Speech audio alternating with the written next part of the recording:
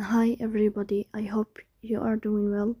Today we will talk about how to fix or how to solve the problem of blocked accounts on the application of Threads. We go to settings. Here we go to apps, default apps, app settings. In this page you will search about the application of Threads. Then we click on first stop and we click OK. Here you will enter to the window of storage. Then here we click on clear cache.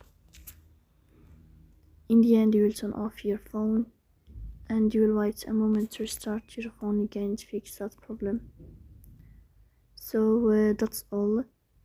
Don't forget to support us by like and subscribe. See you next time and thank you for your watching and your